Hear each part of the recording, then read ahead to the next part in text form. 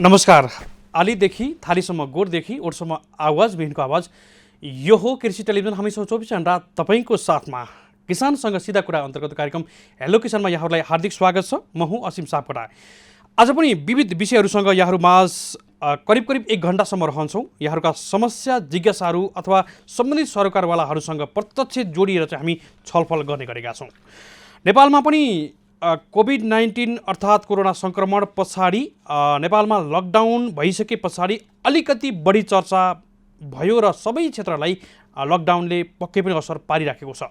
र यसमा हामीले लकडाउन नै पहिलो विकल्प सरकारले भनेर अगाडि बढाएको यो समयमा चाहिँ हामी सबै लकडाउनलाई पालना गरेर घरमै बसेका छौँ। यद्यपि हामीले घरमै बस्दा पनि विभिन्न खालका सावधानीहरू, त्यसै गरी हामीले गरिराखेका कर्महरू अर्थात् अझै भन्नुपर्छ कृषि कर्महरूलाई चाहिँ यथावत रूपमा गरिराख्नुपर्छ भनेर पनि हामीले यहाँहरूलाई थप सचेतना पनि बनाइराखेका छौँ। र हामीले यहाँहरूका समस्या जिज्ञासा गुनासाहरूलाई सम्बन्धित ठाउँमा पुर्याउँदै त्यसको समाधानको लागि पैरवीको लागि समेत कटिबद्ध भएर लागिराखेका छौँ र यो प्रयास अगाडि बढिराखेको छ। र हामीले आज पनि विविध व्यक्तिहरूसँग हामी जोडिने प्रयास गरेका छौँ। र आज अर्थात् मे 1 आज अन्तर्राष्ट्रिय मजदुर दिवस र हामीले लकडाउन भए पनि सम्पूर्ण मजदुरहरूले आज आत्मसात गरेर मजदुर दिवस मनाइराखेको यो परिप्रेक्ष्यमा चाहिँ विश्वका मजदुरहरू एक हौँ भन्ने नारासहित सन् 1889 मे 1 मा अमेरिकाको सिकागो सहरका मजदुरहरूले आन्दोलन गरेर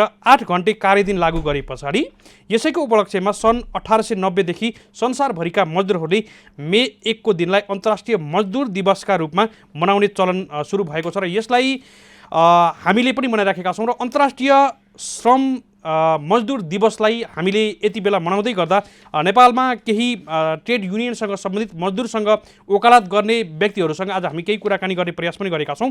यद्यपि हामीले विशेषतः आज हामीले अलिकति धेरै व्यक्तिहरूलाई एउटा जिज्ञासाको रूपमा पनि फौजी क्रियासँग सम्बन्धित रोग सङ्क्रमणको कुराहरू आइराखेको हुनाले पनि आज हामीले कृषि अनुसन्धान परिषद नारका वैज्ञानिक सुदीप उपाध्यायसँग पनि हामी कुराकानी गर्ने प्रयास गरेका छौँ। र हामी प्रदेश नम्बर 2 सँग पनि जोडिने प्रयास गरेका छौँ। हाम्रा प्राविधिक मित्रहरू कन्ट्रोल रुमका मित्रहरू टेलिफोन लगाउने क्रममा पनि रहनु भएको छ। आज हामीले विभिन्न व्यक्तिहरूसँग कुराकानी पनि गर्दैछौँ र विशेष गरी आज हामीले मजदुर दिवस भएको हुनाले अलिकति मजदुर हुन त हामी सबै मजदुर हौँ। यद्यपि हामीले मजदुर भइसके पछाडि एकजना विज्ञले भन्नुभयो हामी धरतीका सबैजना मजदुर हौँ, आफ्नो तर्फबाट आफूले कर्म गरिराखेका छौँ भनेर पनि भन्नुहुन्थ्यो। यद्यपि अहिले नेपालको गत वर्षको तथ्याङ्क हेर्ने भने चाहिँ निजी एवं सरकारी क्षेत्रमा कार्यरत मजदुर तथा कर्मचारीहरूको सङ्ख्या करिब करिब 1 करोड 18 लाखको हाराहारीमा रहेको छ। र यो समयमा हामीले अलिकति मजदुरको विषयमा पनि हामी कुराकानी गर्दैछौँ। र यति बेला भने हामीसँग कृषि विज्ञ तथा वैज्ञानिक कृषि अनुसन्धान परिषद नारका वैज्ञानिक सुदीप उपाध्याय हुनुहुन्छ। हामी उहाँलाई स्वागत गर्दैछौँ। सुदीप सर नमस्कार, यहाँलाई स्वागत छ। हजुर धन्यवाद। सर आरामै हुनुहुन्छ? हजुर हजुर ठिकै छ। घरमै हुनुहुन्छ होला सायद है? हजुर सम्पूर्ण दर्शकलाई आज 121औं अन्तर्राष्ट्रिय श्रमिक दिवसको शुभकामना दिन चाहन्छु म।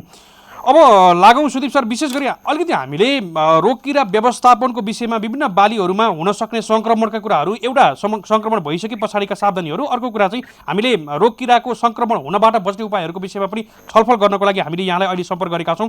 विशेष गरी अलिकति यो फौजी किराको सङ्क्रमणको चर्चा देशैभरि भइराखेको छ। यति बेला चाहिँ विभिन्न जिल्लाहरूबाट चाहिँ फौजी किराको सङ्क्रमण भइसक्यो भन्ने कुरा पनि आइराखेको छ। र यसको लागि सजग हुनको लागि धेरै किसानहरू चाहिँ यो समयमा यो खालको कुराहरूमा अपडेट पनि हुँदै हुनुहुन्छ। र यहाँले बताइदिनुहोस् न सर, यो फौजी किराको सङ्क्रमण कसरी हुन्छ र सङ्क्रमण भइसके पछाडि हाम्रा बालीहरूलाई कसरी बचाउने?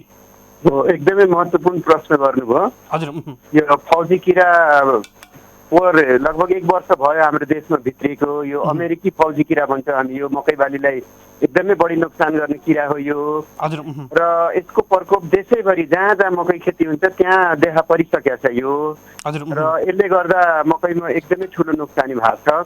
र अहिले अब देश के विश्व नै विपरीत परिस्थितिमा भएको हुनाले मेरो विशेष आग्रह किसान दाजुभाइहरूलाई के छ भने मकै खेती जुन किसान दाजुभाइले गर्नुभएको छ त्यो खेतको विशेष निगरानी गर्नु पर्यो हामीले त्यो किराबाट जोगिनको लागि। त्यो खेतको अनुगमन गर्नु पर्यो। त्योभन्दा अगाडि हामीले कुन बाली लगाएको थियौँ त्यो त्यसको डाटा राख्नु पर्यो। र अहिले अलिकति सुखद पक्ष के छ भने देशैभरि जुन पानी परेको छ यो पानीले त्यो किराको प्रकोपलाई घटाउँछ, किनकि यसका अचेल अवस्था प्युपा हामी जुन भन्छौँ त्यो माटो मुनि लुकेर बस्छ र पानी परेपछि के हुन्छ त्यो बाहिर आउँछ र त्यसलाई विभिन्न प्रकारका यो चराचुरुङ्गीहरूले पनि खाएर नष्ट गर्छन्।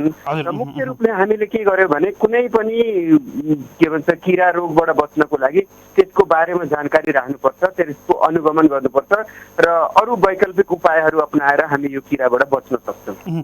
सुदेश सर, अब जस्तो यो समयमा अलिकति लकडाउन पछाडि धेरै किसानहरूलाई असर पर्या पनि छ, अलिकति विषादी त्यसै गरी विभिन्न खालका विज्ञहरूसँग पनि जोडिने अथवा एग्रोभेटहरूसँग जोडिने क्रम पनि अलिकति पातलिँदो अवस्थामा पनि छ। यो समयमा घरमै बसेर खेतबारीमा काम गर्दै गर्दा आम किसान वर्गले चाहिँ के कुरामा ध्यान दिनुपर्छ? यो किसानी गर्नको लागि घरमै बस्नु पर्यो, खेतमै बस्नु पर्यो, यो त ठिकै कुरा हो होइन।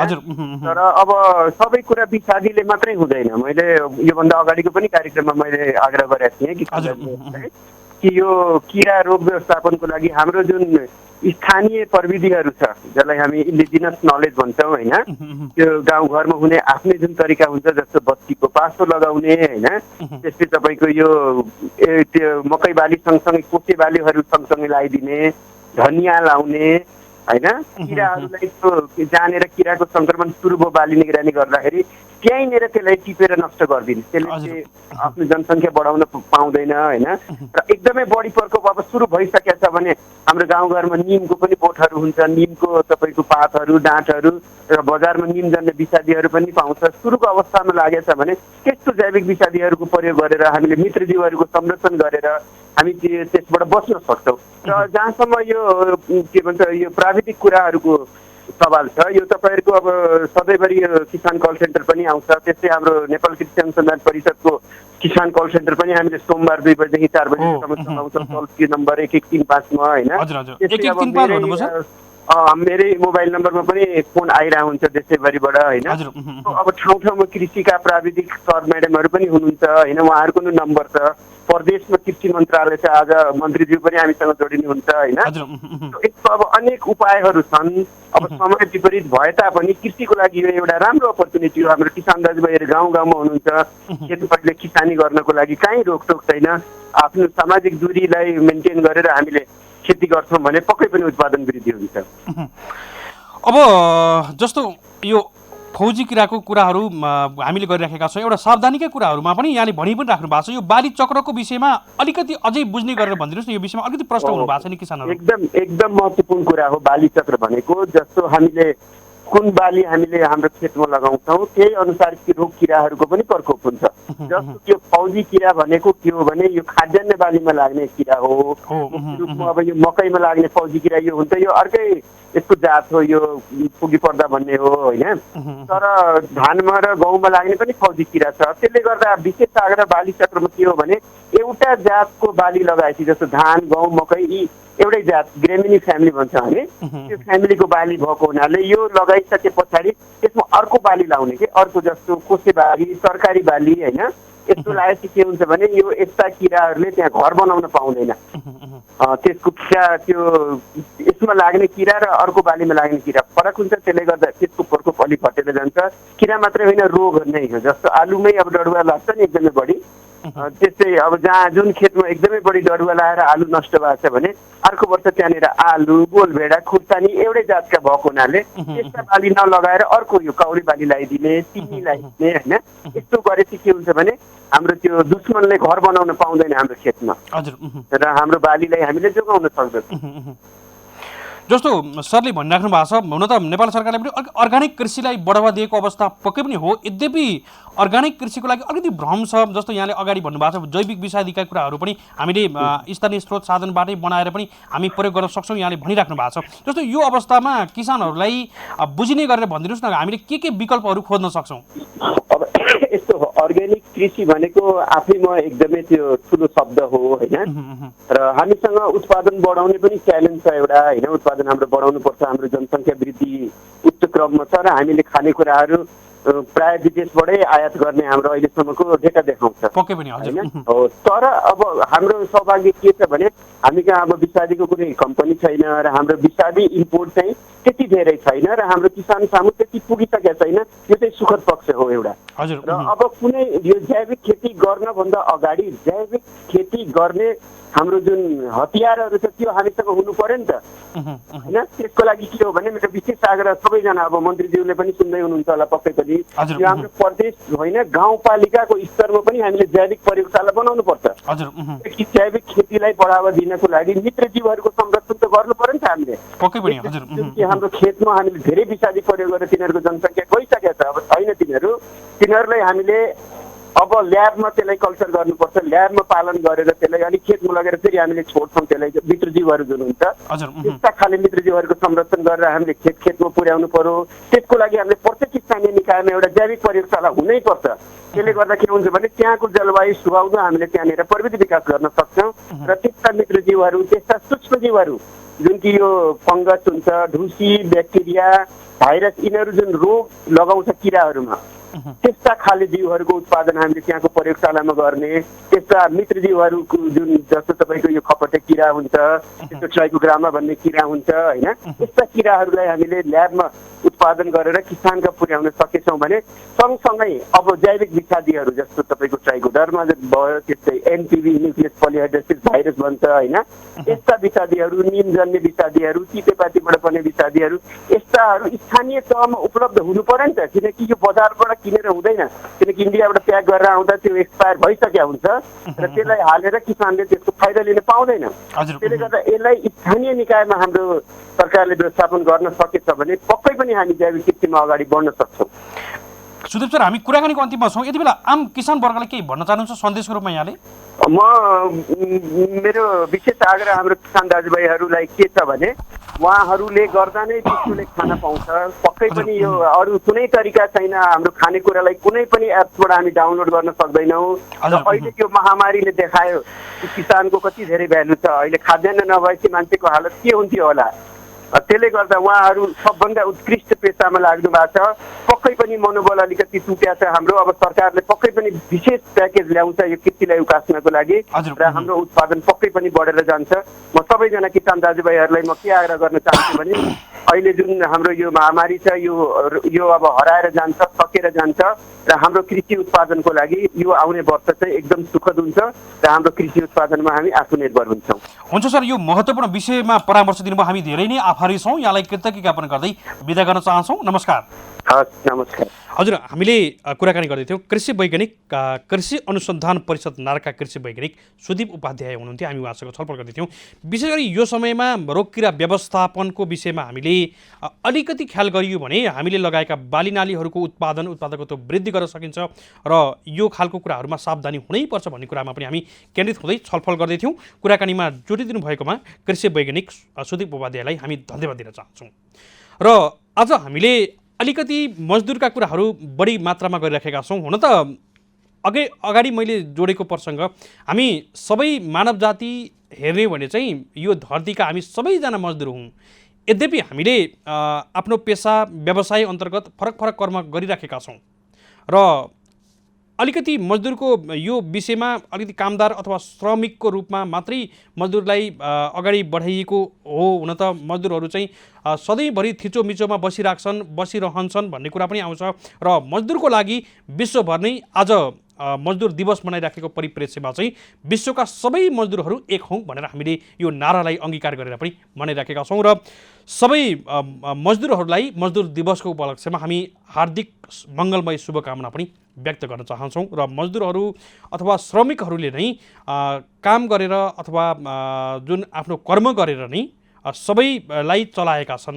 त्यसैले अझ कृषि क्षेत्रमा कृषि श्रमिकहरूको अथवा अन्य क्षेत्रमा अन्य श्रमिकहरूको ठुलो महत्त्वपूर्ण भूमिका पनि छ। त्यसैले मजदुर अथवा श्रमिक वर्गलाई हामीले सम्मान गर्ने बानी पनि बसालौँ र श्रमिक वर्गहरू विश्वमै हेर्ने भने चाहिँ अलिकति हेपिएको वर्गको रूपमा पनि परिभाषित पनि भएका छन्। यद्यपि श्रमिक र मजदुरहरूले काम गरिदिएनन्, कर्म गरेनन् भने के अवस्था होला एकपटक सोच्नुपर्ने समय पनि हो। त्यसैले हामीले आज मात्र होइन सधैँभरि श्रमिक मजदुर वर्गलाई आत्मसम्मान गर्नुपर्छ र उहाँहरूलाई एउटा यो समयमा एउटा सम्मान र उत्साह को लागि प्रेरित गरियो भने हामीले पक्कै पनि यो मानव जाति भएर चाहिँ गरेको एउटा धर्म र कर्म पनि हामीले यसलाई मनन गर्न सक्छौँ। र यो अवस्थामा हामीले सरकारी त्यसै गरी निजी क्षेत्रमा कर्मचारी र विभिन्न मजदुरहरू विभिन्न संस्थाहरूमा कार्यरत मजदुरको सङ्ख्या करिब 1,18,00,000 हाराहारीमा रहेको तथ्याङ्क छ र यसमा विदेशमा रहने धेरै श्रमिकहरू अर्थात् मजदुरहरू चाहिँ अनि धेरै नेपालीहरूले चाहिँ करिब 50 लाखको हाराहारीमा चाहिँ नेपाली श्रमिकहरूले चाहिँ काम गरिराखेका छन् र यो उपलक्ष्यमा विश्वमै रहेका मजदुरहरूलाई हामीले शुभकामना पनि दिन चाहन्छौँ यो समयमा र मजदुर श्रमिक वर्गलाई हामी सबैले सम्मान गरौँ भन्ने आग्रह पनि हामीले कार्यक्रमबाटै गर्न चाहन्छौँ र हामीले श्रमिकसँग जोडिएर हामीले श्रमिकको विशेष वकालत गर्दै श्रमिकलाई चाहिँ एउटा महासङ्घको रूपमा एकताबद्ध भएर आवाजलाई अझै ब्रोड बनाउनको लागि धेरै सङ्घ संस्थाहरू लागि पनि राखेका छन्। विश्वमा धेरै सङ्घ संस्थाहरू छन् र यसमा नेपालमा पनि विभिन्न खालका सङ्घ संस्थाहरू रहेका छन् र यसमा हामीले केही व्यक्तिसँग हामी जोडिने प्रयास पनि गरेका छौँ। हामीले अखिल नेपाल ट्रेड युनियन महासङ्घका केन्द्रीय अध्यक्ष जगत सिंह खडासँग हामी केही समय पछाडि कुराकानी गर्ने प्रयास गरेका छौँ। यसरी अखिल नेपाल ट्रेड युनियन महासङ्घ प्रदेश नम्बर 1 का इन्चार्ज भूपाल सापकोटासँग पनि हामी जोडिने प्रयास गरेका छौँ। केही समय पछाडि हामी जोडिन्छौँ र हाम्रा कन्ट्रोल रूमका साथीहरू टेलिफोन लगाउने क्रममा पनि लाग्नु भएको छ र हामीले केही दिन अगाडि पनि भनेका थियौँ प्रदेश नम्बर 2 ले निकै किसानको पक्षमा डाइरेक्ट रूपमा भइरहेका क्षतिहरूलाई चाहिँ राहत स्वरूप अनुदानका कार्यक्रमहरू पनि अगाडि बढाएको थियो। यो विषयमा हामीले कभरेज पनि गरेका थियौँ। यद्यपि आज हामीले प्रदेश नम्बर 2 ले कृषि र अहिलेको किसानलाई चाहिँ कसरी हेरेको छ, विशेष गरी अहिले बजेट निर्धारण हुने बजेटको लागि चाहिँ कुन कुन सेक्टरमा बजेट बनाउने भन्ने खालको कुराहरू यो विषयमा छलफल भइराख्दा चाहिँ हामीले प्रदेश नम्बर 2 का भूमि व्यवस्था कृषि तथा सहकारी मन्त्रीसँग हामी जोडिने प्रयास पनि गरेका छौँ। शैलेन्द्र प्रसाद शाहसँग हामी केही समय पछाडि उहाँसँग पनि जोडिन्छौँ र हामीले समय रहेको खण्डमा केन्द्रीय चिया सहकारी सङ्घका अध्यक्ष गोविन्द प्रसाद दाहालसँग पनि हामी कुराकानी गर्ने प्रयास गरेका छौँ। हाम्रा प्राविधिक मित्रहरू हाम्रा कन्ट्रोल रूमका मित्रहरू चाहिँ टेलिफोन लगाउने क्रममा पनि लागिराख्नु भएको छ। यद्यपि हामीले यो समयमा छलफल गर्दै गर्दा विशेष गरी हामीले सबै सेक्टरहरूलाई उत्तिकै महत्त्व दिने पनि गरेका छौँ र कृषि अन्तर्गतका विषयहरूलाई हामीले जोड्दै यहाँहरूका समस्या जिज्ञासाहरूलाई सम्बन्धित ठाउँमा पुर्याएर चाहिँ त्यसको समाधानको लागि पैरवीको काममा पनि कटिबद्ध भएर लागिराखेका छौँ र यो प्रयास यो हाम्रो अभ्यास पक्कै पनि यहाँहरूलाई एउटा सावधानीको लागि अर्थात् थप जानकारीको लागि एउटा सूचनाको लागि र विज्ञसँग जोडिँदै गर्दा थप जानकारी यहाँहरूलाई हुँदै गर्दा पक्कै पनि यहाँहरूलाई कृषि कर्म गर्न सहज भएको छ, सहजीकरण भइराखेको छ। यो भने हामीले महसुस गरेका छौँ र आज हामीले यति बेला हामीसँग केन्द्रीय चिया सहकारी सङ्घका केन्द्रीय अध्यक्ष गोविन्द प्रसाद दाहाल हुनुहुन्छ। हामी उहाँलाई स्वागत गर्दैछौँ। गोविन्द सर नमस्कार, यहाँलाई स्वागत छ। हजुर नमस्ते। गोविन्द सर आराम हुनुहुन्छ? आराम छु सर। सर अहिले केमा व्यस्त हुनुहुन्छ हिजो आज चाहिँ? हिजो आज अब यो लकडाउनले गर्दाखेरि किसानहरूलाई चाहिँ जुन असर परिरहेको छ अनि यो असर चाहिँ कसरी न्यूनीकरण गर्न सकिन्छ, अब यो कुराहरूलाई चाहिँ नेपाल सरकारमा चाहिँ उनीहरूलाई चाहिँ रिकभरी कसरी दिन सकिन्छ यही विषयमा चाहिँ म केन्द्रितै रहेर बसेको छु। गोविन्द सर हामीले यहाँ जस्तै केही व्यवसायी उद्यमीहरूसँग चिया कृषकहरूसँग हामीले कुरा उठाएका थियौँ। त्योभन्दा पछाडि फेरि हामीले विशेष गरी चिया दिवसको अवसरमा चाहिँ हामीले प्रदेश नम्बर 1 का राज्य मन्त्री त्यसै गरी हामीले राष्ट्रिय चिया तथा कफी विकास बोर्डका कार्यकारी निर्देशकसँग पनि हामीले कुराकानी गरेका थियौँ। अलिकति सहजीकरण बनेकै अवस्था हो अहिले हो? सर्वप्रथम त आजको जुन यो मे दिवसमा चाहिँ म सम्पूर्ण मजदुरहरूलाई किसानहरूलाई चाहिँ म यो श्रमिक दिवसको चाहिँ हार्दिक शुभकामना दिन्छु। र अनि सहजीकरण भन्नाले पनि सर्वप्रथम त किसानहरूले चिया टिपे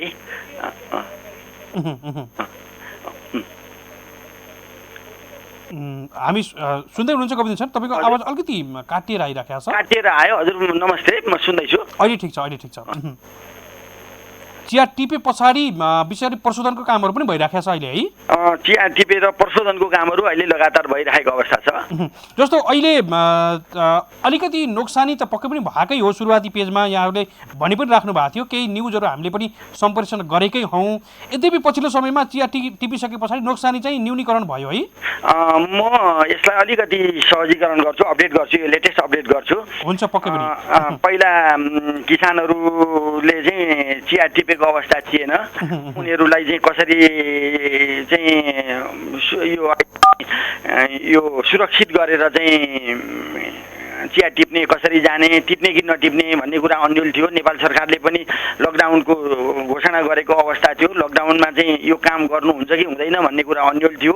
तैपनि अब किसानहरूको अवस्था हेर्दाखेरि संसारमा अब कोरोना पछाडि पहिलो कुरा त स्वास्थ्य चाहियो, त्यस पछाडि त खानेकुरै चाहियो। अनि किसानहरूलाई चाहिँ अब आफ्नो ठाउँमा बसेर चाहिँ यो सोसियल डिस्टेन्सहरू पार गरेर एउटा मेजरमेन्ट अपनाएर चाहिँ चिया टिप्ने वातावरण बनाइसकेपछि किसानहरूले चिया टिपे अनि उद्योगीहरूले चाहिँ चिया पेल्ने कामहरू भयो। त्यसले गर्दाखेरि चाहिँ एक किसिमको राहत महसुस भयो यो कुराहरू र यसमा चाहिँ एकले चाहिँ बुद्धिमानीपूर्ण काम गरेर स्थानीय सरकारहरूले चाहिँ अत्यन्त सहयोग गरेर चाहिँ उद्योगहरू सञ्चालन भए। मजदुरहरूले पनि यसमा सकारात्मक भएर चाहिँ पछि चाहिँ यो चाहिँ पिपीहरू भनौँ न सुरक्षाका नीतिहरू हेल्थ एन्ड हेजार्डका चाहिँ प्रयोगहरू इक्विपमेन्टहरू प्रयोग गरेर चाहिँ उनीहरूले चाहिँ चिया टिप्ने कामहरू गरे। चिया उद्योगमा काम गर्ने कामहरू चाहिँ मजदुरहरूबाट पनि भयो। यसले गर्दा चाहिँ चिया क्षेत्रमा सकारात्मक प्रभाव पर्यो। तर अहिले आएर चाहिँ कस्तो भएको छ भने अहिले चिया टिपिसकेको चिया चाहिँ बजारमा पुगेन। यतिखेर वसन्त ऋतुमा उत्पादन भएको चिया जसलाई फर्स्ट फ्लस भनिन्छ र यो वसन्त ऋतुमा पुगेको चिया चाहिँ टिपेको चिया चाहिँ विश्वका बजारहरूमा जानु पर्थ्यो, सेम्पल पहिला पुग्नु पर्थ्यो। त्यस बेला चाहिँ सौदाहरू भइसकेको हुन्थ्यो। यसले चाहिँ भोलि चाहिँ विदेशी मुद्राहरू पनि आउँथ्यो अनि त्यो पैसाले चाहिँ मजदुरलाई पनि पैसा दिन सकिन्थ्यो, किसानहरूलाई दिन सकिन्थ्यो, फ्याक्ट्रीहरूलाई गर्न सकिन्थ्यो। भने अहिले उत्पादन भएर चाहिँ डम्पिङ भएर रहेको अवस्था छ यो नेपालको चिया। जस्तो कि गोविन्द सर, हामीले बोर्डका अध्यक्षज्यूसँग कुराकानी गर्दा पनि यो लबिङको कुरा चाहिँ उहाँले गरि पनि राख्नु भएको थियो। यो अलिकति टेक्निकल कूटनीतिक कुरा पनि होला यो समयमा, विश्वमै बन्दाबन्दीको कारणले असर पर्नु स्वाभाविक पनि होला। यद्यपि प्रयास चाहिँ भइराखेको छ भनेर उहाँले हामीलाई पनि भनिराख्नु भएको थियो। जस्तो यो प्रयासमा यहाँहरूले पहिला चाहिँ डाइरेक्ट रूपमा कसरी कोर्डिनेसन गर्नुहुन्थ्यो यो निर्यातको लागि चाहिँ? निर्यातको लागि चाहिँ प्राय बायरहरूसँग चाहिँ कन्ट्याक्ट हुन्थ्यो एकैचोटि चाहिँ, अनि जो किन्ने हो राष्ट्रिय र अन्तर्राष्ट्रिय बायरहरू आउँथ्यो र इन्डिया हो खास गरेर धेरै चियाहरू चाहिँ नेपालको जाने भनेको इन्डिया हुन्थ्यो र इन्डियाका व्यापारीहरू सहज रूपले चाहिँ नेपालको मा चाहिँ प्रवेश गरेर चाहिँ केही चियाहरू त्यहाँ जान्थ्यो। भने अन्तर्राष्ट्रिय हिसाबको जस्तो युरोप अमेरिका लगायत चाहिँ तेस्रो मुलुकमा जाने व्यापारीहरू चाहिँ अनलाइन कन्ट्याक्ट र भौतिक रूपमा नै उनीहरू पहिला आएर हेर्थे। अनि त्यो चिया चाहिँ त्यो सेम्पल गइसकेपछि त्यो चियालाई चाहिँ उनीहरूले एक्सेप्ट गर्थे। एक्सेप्ट गरिसकेपछि सौदाबाजी हुन्थ्यो र अब मलाई यति चिया चाहियो यति चाहियो भनेर चाहिँ उनीहरूले माग गर्थे। त्यो मागको आधारमा चाहिँ उनीहरूले चाहिँ यहाँबाट चाहिँ सप्लाई जान्थ्यो। सप्लाई भइसकेपछि चाहिँ सहज रूपमा चाहिँ एउटा यो मार्केट चेनमा चाहिँ जान्थ्यो।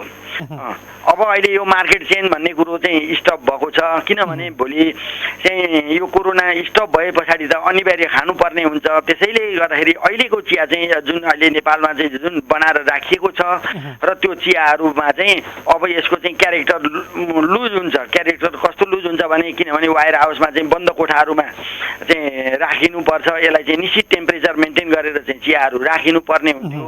त्यसले गर्दाखेरि यो अहिले गोदाममा राख्दाखेरि त्यति प्रभावकारी हुँदैन। अनि समयमा चाहिँ एकदम क्विकली चाहिँ डेलिभरी गरियो भने उपभोक्ताले पनि ताजा चियाहरू खान पाउँथे र ताजा चियाको र राम्रो चियाको कारणले चाहिँ मूल्य चाहिँ आउँथ्यो। र आयात प्रतिस्थापनमा चाहिँ जुन अहिले एउटा रेमिटेन्सबाट आउने र अर्को चाहिँ चियाबाट नै नेपालको कृषिबाट चाहिँ नेपालमा चाहिँ रेमिटेन्सहरू के अरे त्यो जुन आयात प्रतिस्थापन गर्ने चाहिँ एउटा डलर भित्रिने जुन एउटा मुख्य स्रोत थियो त्यो चाहिँ अहिले बडा असहज अवस्थामा रहेको अवस्था छ यो अहिलेको स्थितिमा।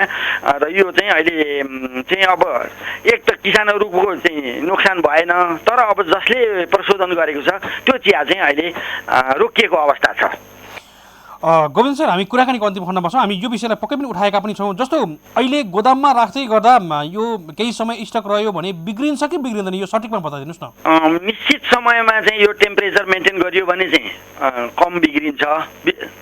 त्यसको क्यारेक्टर चाहिँ डाउन हुन्छ जुन हुनुपर्ने हो। त्यसलाई चाहिँ गर्दा चाहिँ अब पेपर सेकहरू पनि आउनुपर्ने, भारतबाट पेपर सेक आउनु पर्थ्यो, आइपुगेको छैन, आएन। किनभने यो बन्दाबन्दी भनेको एउटै समयमा भयो, एउटै समयमा भइसकेपछि भारतबाट चाहिँ पेपर स्याक नेपालमा आउँथ्यो या चीनबाट आउँथ्यो र त्यो पेपर स्याकहरू चाहिँ मेन त भारतैबाट आउँथ्यो र त्यो पेपर स्याक भयो, कार्टुनहरू भयो, त्यसमा चाहिँ प्याक गरेर राख्न पाएको भएदेखि चाहिँ त्यसले चाहिँ पक्कै पनि राख्दाखेरि बिग्रिँदैन। तर अब यो सबैले ल्याएनन् र केहीले ल्याएर केही राखेको छ होला जस्तो लाग्छ म। तर अब त्यो जुन परिमाणमा आउँथ्यो त्यसमा आएन र अहिले जुन यो आउनलाई पनि कस्तो रह्यो भने यो पैसा चाहिँ लकजाम भयो। लकजाम भनेको चाहिँ अब लगाएको पैसा चियापत्ती किन्नेमा लगायो, अपरेसन कस्टमा लगायो, मजदुरलाई दिने कुराहरूमा लगायो, किसानहरूलाई पेमेन्ट दिने कुराहरूमा लगाएपछि उद्योगले पनि पुँजी चाहिँ अहिले लस भयो। किनभने उत्पादन भएको वस्तु मार्केटमा नगएपछि त्यो चिज चाहिँ आएर चाहिँ अहिले रोकिएको अवस्था छ। हुन्छ गोविन्द सर, यो विषयमा बुझिने गरेर बताइदिनु भयो, हामी आभारी पनि छौँ। र यो विषयलाई पक्कै पनि हामीले निर्यातसँग जोडिने कुराहरू, कूटनीतिक पहलको प्रक्रिया के हुनसक्छ, यो विषयमा हामी पक्कै पनि यहाँहरूलाई सहजीकरण गर्नको लागि एउटा माध्यम लिङ्केजको लागि सहयोग पक्कै पनि गर्नेछौँ भन्दै अहिले यहाँलाई बिदा गर्न चाहन्छौँ। नमस्कार। हजुर, धन्यवाद छ, मलाई पनि समय दिनुभयो, यहाँलाई एकदम धेरै धेरै धन्यवाद छ र म कृषि टिभीलाई पनि धेरै धन्यवाद दिन्छु। हस्, धन्यवाद। हुन्छ, अहिले बिदा गर्छौँ। हजुर, हामीले गोविन्द प्रसाद दाहाल हुनुहुन्थ्यो, 30 वर्षदेखि चिया क्षेत्रमा काम गर्दै आउनुभएका व्यक्तित्व र चिया उद्यमीसँगै चिया व्यवसायी र केन्द्रीय चिया सहकारी सङ्घका केन्द्रीय अध्यक्ष समेत हुनुहुन्थ्यो। हामी उहाँसँग छलफल गर्दैथ्यौँ।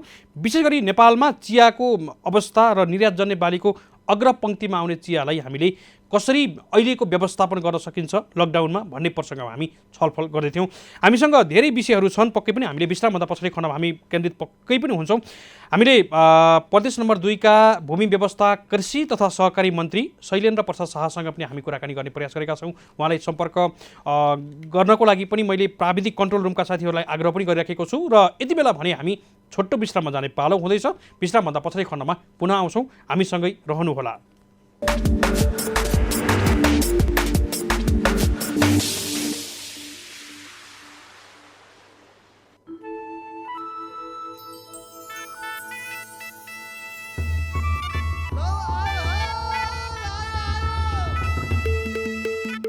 हिमाल पहाड तराई सन्देश हजुरहरूलाई कम खर्च थोर लागतमा उत्पादन बढाउनलाई पोषण तत्त्व भएको प्राङ्गारिक मल लौ आयो के आयो किएलाई पोखै छुवला कथिएलाई Kisan bio bacterial organic fertiliser वैज्ञानिक प्रविधिद्वारा तयार पारिएको किसान बायो ब्याक्टेरिया तथा बायो ब्याक्टेरियल अर्ग्यानिक फर्टिलाइजर प्रयोग गरी उत्पादन बढाऊ। प्रस्तुत छ कृषिको विशेषज्ञ महिन्द्रा युभो, जसमा छ शक्तिशाली इन्जिन जसले दिन्छ प्रति घण्टा धेरै काम। 15 गियर्स अर्थात् अब हुन्छ सबै काम छिटो, अनि आधुनिक हाइड्रोलिक्स जसले गर्छ उत्कृष्ट काम। नयाँ युगको महिन्द्रा युभो, धेरै छिटो उत्कृष्ट। महिन्द्रा युभो 1 वर्षको साथको लागि समस्त ग्राहकहरूलाई हार्दिक धन्यवाद ज्ञापन गर्दछ। प्रदेश सरकार बागमती प्रदेश भूमि व्यवस्था कृषि तथा सहकारी मन्त्रालय बागमती प्रदेशद्वारा जनहितमा जारी सन्देश। मन्त्रालयले कोरोना भाइरस कोभिड-19 को संक्रमण फैलावटलाई नियन्त्रण गर्न देश लकडाउन अवस्थामा रहे पनि कृषिजन्य उत्पादनलाई निरन्तरता दिने कार्य अनुरूप यस कार्यालयबाट प्रवाह गरिने विभिन्न सेवाहरू कृषक समक्ष पुर्याउनको लागि कृषि उत्पादनको सहज रूपमा ढुवानी व्यवस्था मिलाउन एग्री ट्रान्सपोर्ट कल सेन्टरको स्थापना गरेर सहज ढुवानीको व्यवस्था समेत लागू गरेको छ। कोरोना भाइरसको संक्रमणका कारण भएको लकडाउन र यसबाट उत्पन्न भएको असहज परिस्थितिले कृषिका बालीनाली, पशुजन्य, मत्स्य व्यवसाय, मौरी पालन व्यवसायमा परेका कठिनाइसँगै कृषिका लागि आवश्यक प्रविधिहरू कृषक समक्ष पुर्याउन समेत कठिनाइ भएको र जसको असर प्रत्यक्ष आम उपभोक्तामा समेत पर्न गएको असुविधा, कृषि उत्पादनको आपूर्तिमा भएको कठिनाइ र ढुवानीको समस्यालाई समाधान गर्नको लागि तरकारी, बिउ, फलफुल, मल, कीटनाशक औषधि, पशुपक्षीको औषधि, अन्डा, दूध, पशुपक्षीको दाना, पराल आदि आन्तरिक जिल्ला, एक जिल्लाबाट अर्को जिल्ला र अन्तर प्रदेश ढुवानी गर्दा कुनै समस्या आएमा त्यसको समन्वय मन्त्रालयले गर्नेछ। साथै किसानले मन्त्रालयको फोन नम्बर 057 525 945 525 945 मोबाइल नम्बर 9841 25090 9841 25090 र 9846 12921 9846 12921 मा बिहान 6 बजेदेखि साँझ 6 बजेसम्म सेवा लिन सक्नेछन्। साथै यस विषम परिस्थितिलाई मध्यनजर गर्दै सम्पूर्ण कृषक आमाबुबा दाजुभाइ तथा दिदीबहिनीहरूले सावधानीपूर्वक र धैर्यताका साथ आफ्नो कृषि कर्म गरौँ।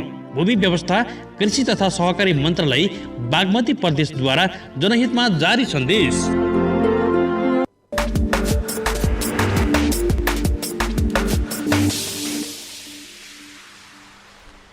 हजुर, कार्यक्रममा पुनः स्वागत छ। हामी यति बेला कार्यक्रम हेलो किसानमा रहेका छौँ। कृषि टेलिभिजनको राष्ट्रिय च्यानल मार्फत एकैसाथ लाइभमा, त्यसै गरी हाम्रो अफिसियल फेसबुक पेज, त्यसै गरी युट्युब पेजबाट पनि हामी एकैसाथ लाइभमा यहाँहरूबाट प्रसारित भइरहेका छौँ।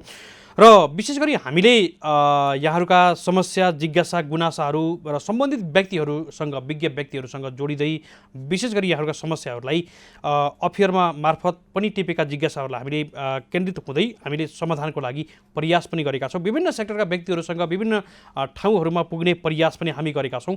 प्रदेश सरकार, स्थानीय, त्यसै गरी केन्द्रीय सरकारका विभिन्न व्यक्तिहरूसँग जोडिएर यहाँहरूका समस्या, जिज्ञासा, गुनासाहरू, त्यसै गरी विज्ञ व्यक्तिहरूसँग जोडिएर यहाँहरूका आउन सक्ने र भइपरि आउन सक्ने समस्याहरूलाई समेत हामीले खोजी गर्दै त्यसको समाधानको लागि अग्रिम जानकारी सहित यहाँहरूलाई थप सुसूचित बनाउने प्रयासमा पनि हामी अगाडि बढेका छौँ। र हामी कार्यक्रम हेलो किसानको दोस्रो खण्डमा आइसकेका छौँ। यहाँहरूका समस्या, जिज्ञासा विशेष गरी हामीले त्यसको लागि पैरवीको लागि पनि जुन हामीले अस्ति भनेका थियौँ कि अब त्यस्ता कुखुरा व्यवसायहरू जब नष्टै गर्ने अवस्था आइसकेको छ, त्यस्ता कुखुरा व्यवसायहरूलाई प्रत्येक किसमा 100 रुपियाँ 1000सम्म र त्योभन्दा माथि त्यसलाई चाहिँ 3000सम्मको लागि चाहिँ 50 रुपियाँको थप दरले हामी चाहिँ राहत चाहिँ दिने निर्णय गरेका छौँ। त्यो हामी चाहिँ कार्यान्वयनमा हाम्रो चाहिँ कार्यक्रम गइसकेको छ। कार्यान्वयन पनि भइराख्यो होला अहिले है? भइरहेको छ। मन्त्रीज्यू, अब अरू क्षेत्रमा कस्तो कस्तो असर पार्यो नि यो समयमा चाहिँ? अब अहिलेको अवस्थामा 2-3टाले खास गरी अहिले अब एउटा त अब यो लकडाउनले गर्दा किसानका उत्पादित जुन चाहिँ तरकारीदेखि लिएर अरू जति पनि उत्पादनका सामानहरू यो चाहिँ बजारसम्म नपुगेको हुनाले त्यसले स्वाभाविक रूपमा असर परेकै छ। अर्को चाहिँ अहिले अब यो असिना पानीले पनि धेरै चाहिँ हाम्रो किसानहरू प्रभावित भएका छन्। अहिले भर्खरै चाहिँ तपाईँलाई बारामा मकै एकदम चाहिँ त्यहाँ बर्बाद भएको छ। त्यस्तै केरा चाहिँ 1500 बिघामा बारामा चाहिँ केरै चाहिँ यो असिना पानीले चाहिँ नष्ट भएको छ।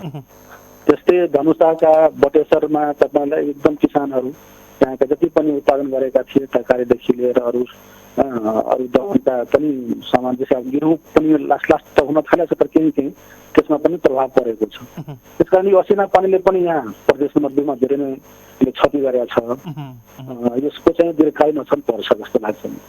मन्त्रीज्यू, हामी कुराकानीको अन्तिममा पनि छौँ। विशेष गरी किसानहरूलाई परेका जोखिम अथवा व्यवसायलाई धराप अवस्थामा परेका किसानहरूलाई पक्कै पनि मूल्याङ्कन गरेर चाहिँ यहाँहरूले सहयोग गर्नुहोला। कृषि क्षेत्रलाई उत्थानको लागि यहाँहरू लागि पनि राख्नु भएको छ, पटक पटक यहाँले भनि पनि राख्नु भएको छ। अन्तिममा यहाँको प्रदेश र देशैभरि रहनुभएका किसानहरूलाई केही भन्न चाहनुहुन्छ यहाँले? होइन, खास गरी अब म त अब अहिले खास गरी मैले अघि नै भने कि अहिले यो लकडाउनबाट प्रभावित भनेको मानव जीवन पछिको सबभन्दा बढी प्रभावित कृषि क्षेत्र नै हो।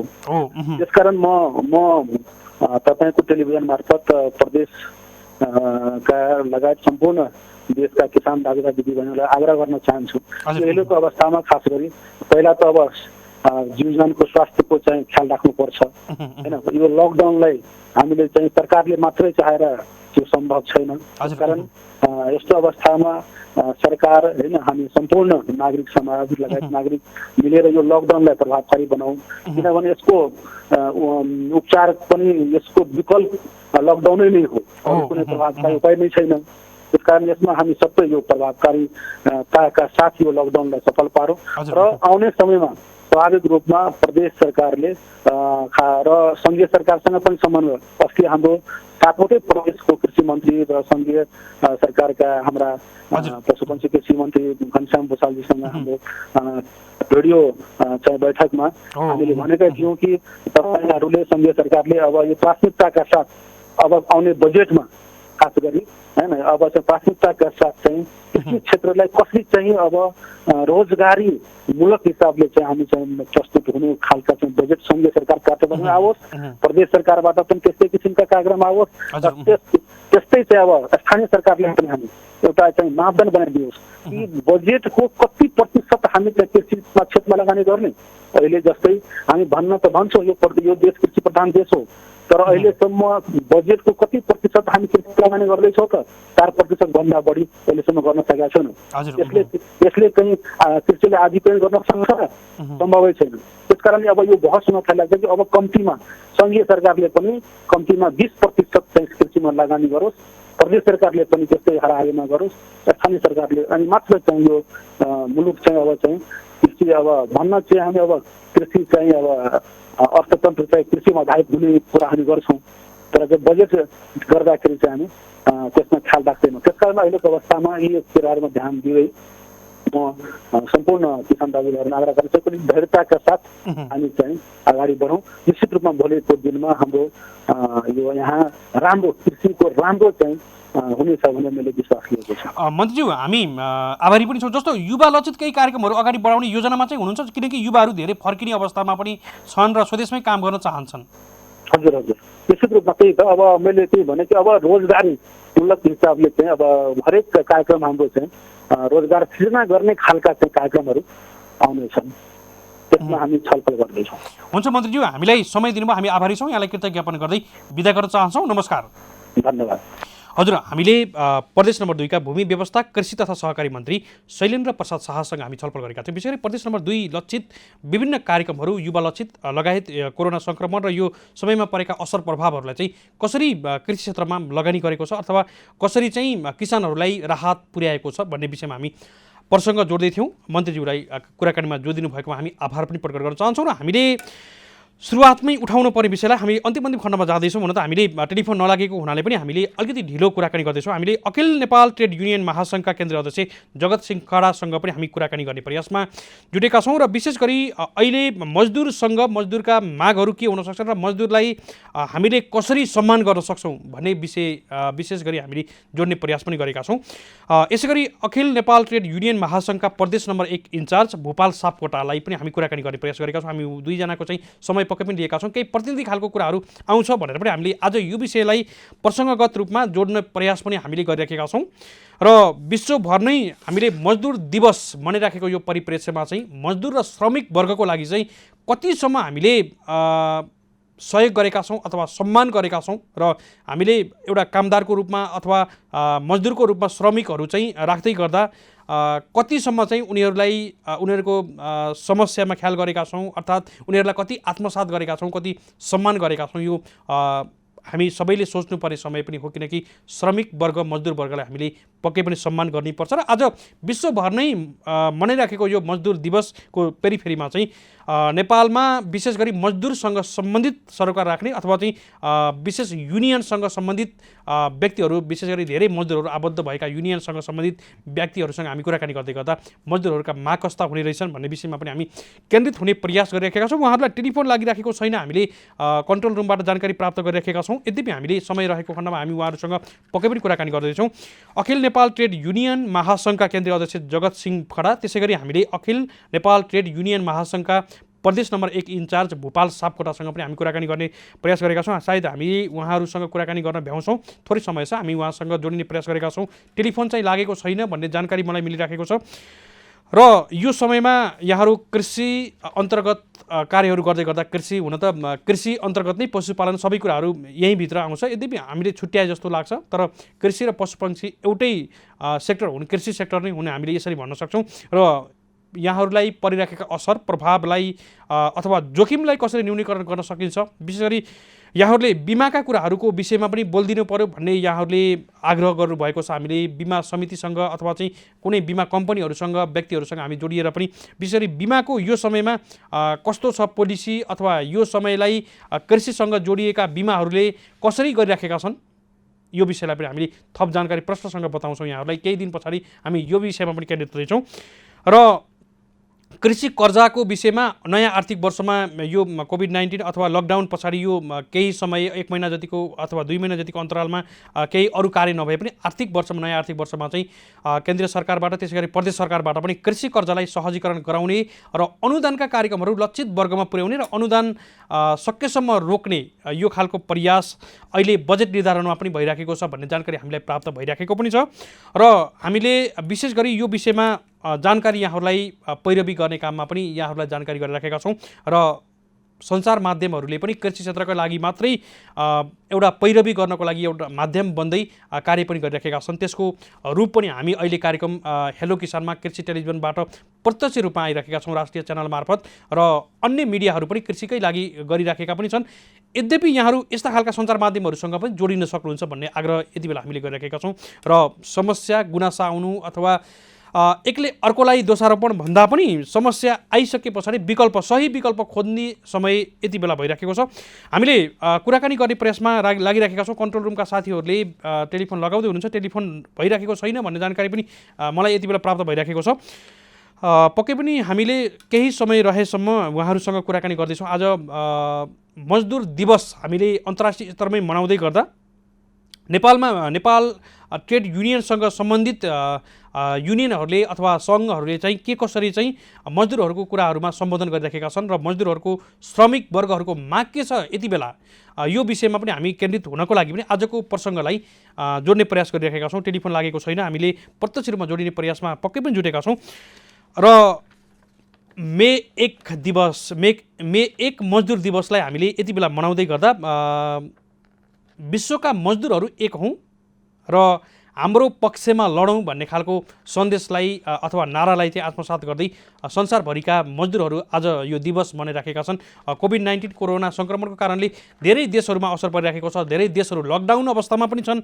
यद्यपि मजदुरहरूले चाहिँ आज हाम्रो चाहिँ साँच्चीकै दिवस हो भनेर महसुस गरेका छन् कि छैनन् यो चाहिँ सबैले महसुस गर्ने कुरा हो र उपलब्धिका रूपमा विश्वभरि रहेका मजदुरहरूले आजको दिनलाई चाडपर्वकै रूपमा मनाउने पनि गरेका छन् र यो दिनलाई हामीले मनाइराख्दा अन्तर्राष्ट्रिय स्तरमा मनाइराख्दा चाहिँ नेपालमा करिब अघिल्लो वर्षको तथ्याङ्क अनुसार 1,18,00,000 को हाराहारीमा चाहिँ कार्यरत कर्मचारी त्यसै गरी मजदुर श्रमिक वर्गहरू रहेको तथ्याङ्क पनि छ र यसमा तथ्याङ्कमा तलमाथि हुनसक्छ। यद्यपि यो ठुलो सङ्ख्यामा रहेका मजदुर त्यसै गरी श्रमिक वर्गको लागि प्राइभेट सेक्टर होस् अथवा सरकारी सेक्टर होस् अथवा अन्य सेक्टर नै किन नहोस् मजदुर र श्रमिक वर्गलाई सम्मान गर्नै पर्छ। हामीले यो भने पक्कै पनि यहाँहरू सबैलाई आग्रह पनि गर्न चाहन्छौँ। श्रमिक वर्गको रगत पसिना अथवा उहाँहरूको मूल्याङ्कन सही गर्नुपर्छ, उहाँहरूलाई एउटा सही दर्जा दिनुपर्छ भन्ने आग्रह पनि हामीले यति बेला गरिराखेका छौँ। र नेपालमा अलैँची क्षेत्रको विषयमा निर्यातजन्य बालीको अग्रपङ्क्तिमा आउने अलैँची पनि हो मसलाजन्य बालीको रूपमा र अलैँची क्षेत्रलाई हामीले नजिकबाट निहाल्नको लागि भोलि हामी कुराकानी गर्दैछौँ। अलैँचीसँग सम्बन्धित विषयलाई हामी भोलिको श्रृङ्खलामा हामी पक्कै पनि उठाउँछौँ। यति बेला भने अखिल नेपाल ट्रेड युनियन महासङ्घका केन्द्रीय अध्यक्ष जगत सिमखडा हामीसँग हुनुहुन्छ, हामी उहाँलाई स्वागत गर्दैछौँ। जगत सर नमस्कार, यहाँलाई स्वागत छ। हजुर नमस्ते, धन्यवाद। आज केमा व्यस्त हुनुभयो जगतजी? यहाँ चाहिँ आज 131औं अन्तर्राष्ट्रिय मजदुर दिवस चाहिँ शुभकामना दिने सञ्चार माध्यमहरूमा जाने अब मजदुरहरूको बिचमा चाहिँ जाने छलफल गर्ने यस्तैमा बित्यो आजको दिन। जस्तो अहिले विशेष गरी हामीले औपचारिक रूपमा त्यस्ता कार्यक्रमहरू बनाउन नपाए पनि मजदुर श्रमिक वर्गले चाहिँ हाम्रो दिन हो आज भनेर महसुस गरेर बस्ने अवस्था रह्यो त कसरी मूल्याङ्कन गर्नुभएको छ उहाँहरूले? हजुर हजुर, जस्तो आजको दिन लकडाउनको कारणले औपचारिक कार्यक्रमहरू त खासै भएनन्, हुन पनि भएन यो समयमा एकजुट हुनको लागि अथवा चाहिँ कुनै कार्यक्रम गर्नको लागि। यद्यपि हाम्रो कार्यक्रम हो आज चाहिँ हाम्रो दिन हो भनेर उहाँहरूले महसुस गरेर घरमै बस्नुभएको अवस्था छ त? घरमै चाहिँ लकडाउनको कारणले घरमै बसेर 131औं अन्तर्राष्ट्रिय मजदुर दिवस मनाएको अवस्था छ र हामी चाहिँ कार्यालयमा थोरै साथीहरू जम्मा भएर चाहिँ सामाजिक दूरी कायम गरेर सामान्य कार्यक्रम गरेर चाहिँ हामीले चाहिँ 131औं अन्तर्राष्ट्रिय मजदुर दिवस मनाएको अवस्था हो। जस्तो श्रमिक र मजदुर वर्गको अहिलेको विशेष गरी बेला बेलामा आन्दोलन पनि हुन्छन्, माग चाहिँ के रहेछन् जगतजी? अहिलेको श्रमिकहरूको तत्कालीन अहिले भर्खरकै कुराकानी गर्ने हो भने चाहिँ के अरे कोरोना भाइरसले चाहिँ भनौँ न समस्यामा परेका मजदुरहरूको उद्धार राहतको कुरा। अब यो कोरोना भाइरस चाहिँ भनौँ न सरिसकेपछिको अवस्थामा चाहिँ अहिले मुख्यतः चाहिँ योगदानमा आधारित सामूहिक सुरक्षा चाहिँ ऐन आएको छ। त्यसको चाहिँ पूर्ण रूपमा चाहिँ कार्यान्वयन र त्यो सँगसँगै श्रम ऐन पनि आएको छ। त्यो श्रम ऐनभित्र कतिपय मजदुर पक्ष चाहिँ भनौँ न दफाहरू छन्। त्यो मजदुर पक्ष दफाहरूको कार्यान्वयन र मजदुर विरोधी दफाहरूको संशोधन लगायतका मुद्दाहरू हामी अगाडि लिएर जान्छौँ। जगतजी अन्तिममा छौँ। विशेष गरी नेपालमा रहनुभएका मजदुर वर्ग, श्रमिक वर्ग र त्यसै गरी संसारभरमै रहनुभएका मजदुर वर्ग, श्रमिक वर्गहरूलाई केही भन्न चाहनुहुन्छ यति बेला यहाँले? म चाहिँ अहिले जो संसारभरि र नेपालमा रहनुभएका श्रमिकहरूलाई यो अहिले चाहिँ कोभिड-19ले चाहिँ जो एउटा आक्रान्त बनाएको छ र यो कोरोना भाइरस कोभिड-19लाई चाहिँ परास्त गर्ने चाहिँ एकजुट भएर परास्त गर्नको निम्ति म आह्वान गर्न चाहन्छु। र सँगसँगै अहिले चाहिँ यो 131औं अन्तर्राष्ट्रिय मजदुर दिवसको उपलक्ष्यमा विदेश तथा स्वदेशमा रहेका सम्पूर्ण श्रमजीवी नेपाली साथीहरूलाई अखिल नेपाल ट्रेड युनियन महासङ्घ केन्द्रीय समितिको तर्फबाट चाहिँ हार्दिक शुभकामना व्यक्त गर्न चाहन्छु। हुन्छ जगतजी, हामीसँग जोडिनु भयो। आजको यो दिवस र यो पेरिफेरीमा बोलिदिनु भयो, हामी आभारी छौँ। यहाँलाई कृतज्ञ ज्ञापन गर्दै बिदा गर्न चाहन्छौँ। नमस्कार। हजुर धन्यवाद, नमस्ते। हजुर, हामीले अखिल नेपाल ट्रेड युनियन महासङ्घका केन्द्रीय अध्यक्ष जगत सिम खडासँग हामी यो आजको मजदुर दिवस हामीले मनाइराख्दा चाहिँ विशेष गरी विश्वभर र नेपालभर रहिराखेका श्रमिक र मजदुर वर्गको लागि के कस्तो दिवसको रूपमा मनाइएको छ यो समयमा र मजदुर र श्रमिक वर्गले चाहिँ के चाहेका छन् भन्ने विषयमा हामी केन्द्रित हुँदै छलफल गर्दैथ्यौँ आजको श्रृङ्खलामा। र हामी उहाँको कुराकानी सँगसँगै आजको श्रृङ्खलाको समय करिब सकिन लागेको छ। यहाँहरूका समस्या, जिज्ञासा, गुनासाहरू छन् भने यहाँहरूले 985110979192 यो नम्बर हामीले यहाँहरूलाई टिपाउन पनि, यहाँहरूलाई कुनै पनि समस्या जिज्ञासा टिप्पण गर्नको लागि पनि यो नम्बर सेयर गरेका छौँ। त्यसै गरी हामीले 0155300222 यो नम्बर हाम्रो स्टुडियोको टेलिफोन नम्बर हो। यसमा पनि सम्पर्क गरेर आफ्ना समस्या, जिज्ञासा, गुनासाहरू टिप्पण गराउन सक्नुहुन्छ भन्दै आजको श्रृङ्खलाबाट हामी पक्कै पनि बिदा माग्दैछौँ। कार्यक्रम हेलो किसानका सम्पूर्ण युनिट सहित असीम सापकोटा पनि यहाँहरूको माझबाट बिदा हुने अनुमति माग्छु। जय कृषि, जय किसान, समृद्ध कृषि नेपालको सान। हेर्दै गर्नुहोला कृषि टेलिभिजन। नमस्कार।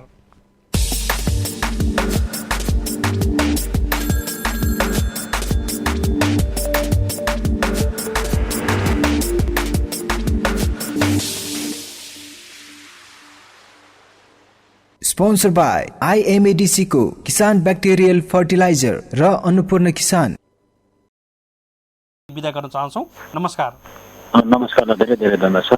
हजुर, हामीले अलैँची निर्यातकर्ता तथा अलैँची व्यवसायी, पुराना अलैँची व्यवसायी हुनुहुन्थ्यो। त्यसै गरी नेपाल अलैँची व्यवसाय महासङ्घका निवर्तमान अध्यक्ष हुनुहुन्थ्यो निर्मल भट्टराई। हामी उहाँसँग छलफल गर्दैथ्यौँ अन्तिम खण्डमा। आजको लागि भने कार्यक्रमको समय सकिन सकेको छ। हामीले विशेष गरी अलैँचीसँग सम्बन्धित सरोकार राख्ने, अलैँचीसँग उत्पादनसँग, त्यसै गरी निर्यातसँग सरोकार राख्ने विभिन्न व्यक्तिहरूसँग जोडिएर विशेष गरी हामीले यो क्षेत्रबाट पनि हामीले स्वरोजगार बन्न सक्ने, रोजगार खोजिन सक्ने बलियो आधार हुनसक्छ र यो विषयलाई हामीले अझै नजिकबाट आउने हुँदै 6 अर्ब बराबरको हामीले निर्यात गरेको यो बालीलाई हामीले अझै विश्व बजारमा हामीले राम्रोसँग चाहिँ ब्रान्डिङ गरेर लान सक्यौँ भने चाहिँ हाम्रा धेरै युवा, बेरोजगार युवाहरूलाई चाहिँ स्वरोजगार बनाउन सकिने बलियो आधार पनि हुनसक्छ र हाम्रा तिनै बाँझिएका खोल्सा खाल्सीहरूमा उपलब्ध हुने, उत्पादन हुने अलैँचीलाई थप व्यवस्थित र व्यावसायिक बनाउन सकिन्छ र हामी समृद्ध बन्न सक्छौँ भन्ने आधारलाई आज हामीले अलैँचीबाट खोज्दै थियौँ। आजको लागि भने कार्यक्रमको समय सकिन सकेको छ। कार्यक्रम हेलो किसानका सम्पूर्ण युनिट सहित असीम सापकोटा पनि यहाँहरूको माझबाट बिदा हुने अनुमति माग्छु। जय कृषि, जय किसान, समृद्ध कृषि नेपालको सान। हेर्दै गर्नुहोला कृषि टेलिभिजन। नमस्कार।